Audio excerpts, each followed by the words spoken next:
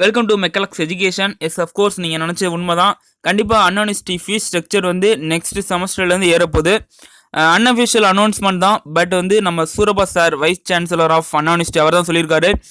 ரீசெண்டாக நடந்த SRM Easwari college graduation டேக்கு அவர் சீஃப் கெஸ்ட்டாக போனப்போ ஜஸ்ட் நியூஸ் சேனலுக்கு ஒரு இன்ஃபர்மேஷனாக சொல்லியிருக்காரு. மேபி வந்து நெக்ஸ்ட் செமஸ்டர்லேருந்து ஃபீஸ் ஸ்ட்ரக்சர் ஏறப்போகுது. அதுக்கான பெர்மிஷன் வந்து அன்யூனிவர்சிட்டி சிண்டிகேட் அப்படின்னு சொல்லுவோம். எந்த ஒரு பெர்மிஷன், எந்த ஒரு அன்யூனிவர்சிட்டி அப்டேட் போடனாலும் இந்த சிண்டிகேட் அப்படிங்கிற டேர்ம் அவங்களோட பெர்மிஷன் வாங்கி தான் போட முடியும்.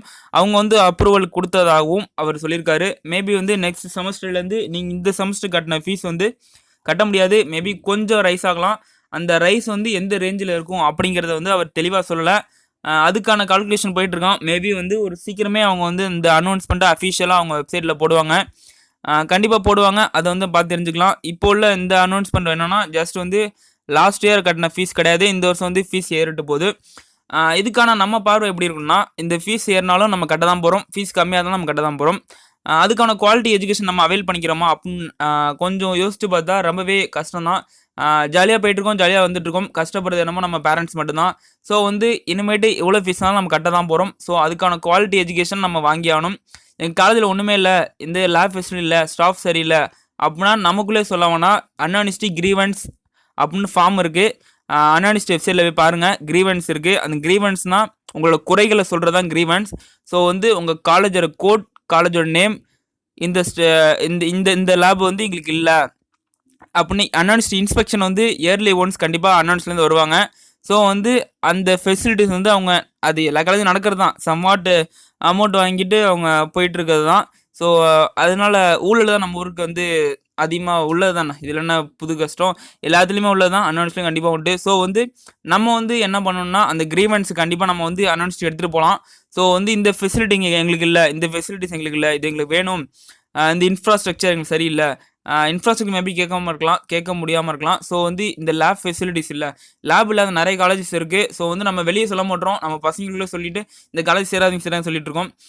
நம்ம பணம் கட்டிட்டோம்ல, நமக்கு என்னது அப்புறம், அவனை சேரவனா சொல்லிட்டோம், நம்ம பணம் கட்டியிருக்கோம், அதுக்கான பலனை நம்ம கண்டிப்பாக நம்ம அனுபவிச்சாகணும். ஸோ வந்து அந்த கிரீவன்ஸ் நீங்கள் கண்டிப்பாக எடுத்துகிட்டு போங்க.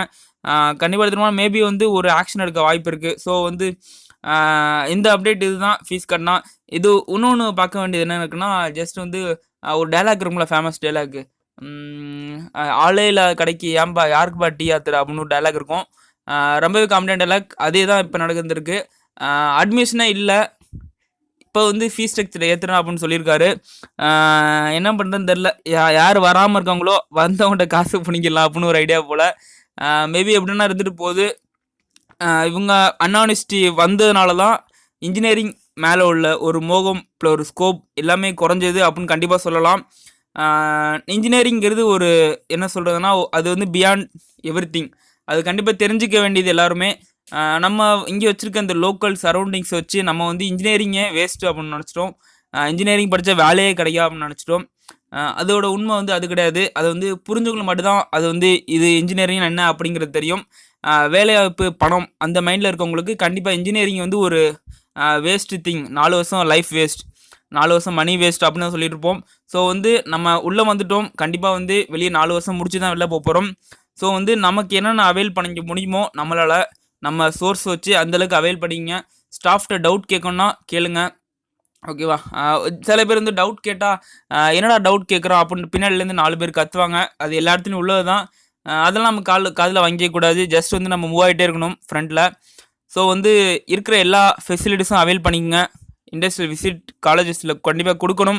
அது மாதிரி ஆப்பர்ச்சுனிட்டிஸ் கொடுக்கணுனாலும் யூ மே கம்ப்ளைண்ட், உங்களால் கம்ப்ளைண்ட் பண்ணிக்க முடியும். மேபி சென்னையில் இருந்தால் உங்களால் டேரெக்டாக போய் சிஓஇ ஆஃபீஸில் போய் உங்களால் கம்ப்ளைண்ட் பண்ண முடியும். ஸோ அந்த ஃபெசிலிட்டிஸ்லாம் இருக்குது, நம்ம நிறைய பேருக்கு தெரியதில்லை.